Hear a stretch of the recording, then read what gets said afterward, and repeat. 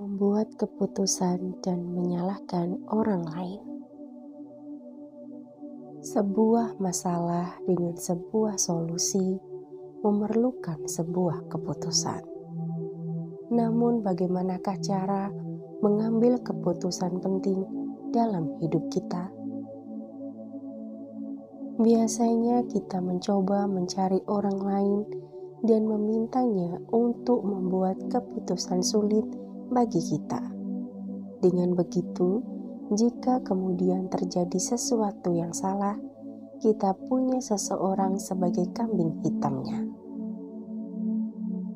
Beberapa teman saya pernah mencoba mengakali saya supaya membuat keputusan bagi mereka, tetapi saya menolak.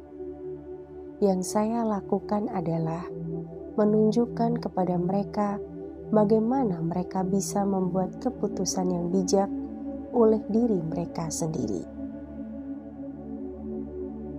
Saat kita tiba di persimpangan jalan dan tak yakin arah mana yang harus diambil, kita sebaliknya menepi, rehat sejenak, dan menanti sebuah bus.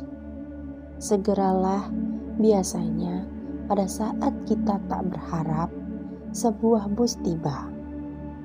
Di bagian depan bus umum ada tulisan yang menandakan tujuan dari bus itu. Jika tujuan Anda sama, naiklah ke bus itu. Jika tidak, tunggulah, akan selalu ada bus lain yang datang. Dengan kata lain, saat kita harus mengambil suatu keputusan dan tak yakin apa yang akan terjadi, kita sebaiknya menepi, rehat sejenak, dan menunggu. Biasanya saat kita tak berharap, sebuah solusi akan menghampiri. Setiap solusi punya tujuannya sendiri. Jika tujuannya cocok dengan tujuan kita, ambillah solusi itu. Jika tidak, kita tunggu lagi. Akan selalu ada solusi lain yang akan datang. Begitulah cara saya membuat keputusan. Saya mengumpulkan semua informasi dan menunggu kedatangan solusi.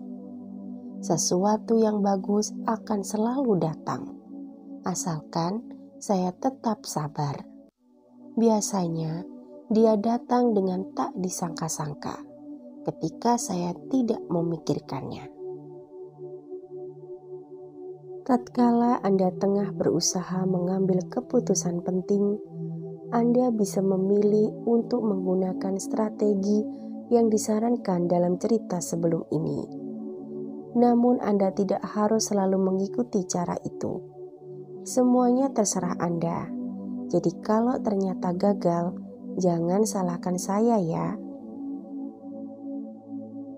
Suatu hari, seorang mahasiswi datang menemui seorang biku di wihara kami.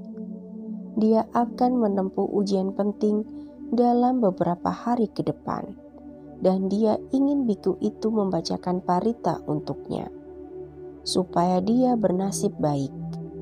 Sang biku dengan baik hati memenuhinya. Dengan pikiran hal itu akan memberikan si mahasiswi rasa percaya diri. Semuanya gratis, dia tidak memberi dana. Kami tidak pernah melihat perempuan muda itu lagi, tetapi saya dengar dari teman-temannya, dia menyebarkan berita bahwa biku-biku di wihara kami payah, tidak bisa membaca parita dengan benar. Ujiannya gagal. Temannya juga menceritakan kepada saya bahwa dia gagal karena dia nyaris tidak belajar sama sekali. Dia adalah seorang cewek pesta. Dia berharap agar para bikulah yang mengurusi hal-hal yang kurang penting, bagian akademik dari kehidupan kampus. Memang kelihatannya enak menyalahkan orang lain saat Anda tertimpa hal-hal yang buruk, tetapi menyalahkan orang lain itu jarang menyelesaikan masalah. Seseorang gatal-gatal di pantatnya. dia menggaruk-garuk di kepalanya. Gatalnya tidak akan hilang. Itulah cara Ajahn menggambarkan orang yang menyalahkan orang lain, seperti halnya gatal-gatal di pantat dan menggaruk-garuk di kepala.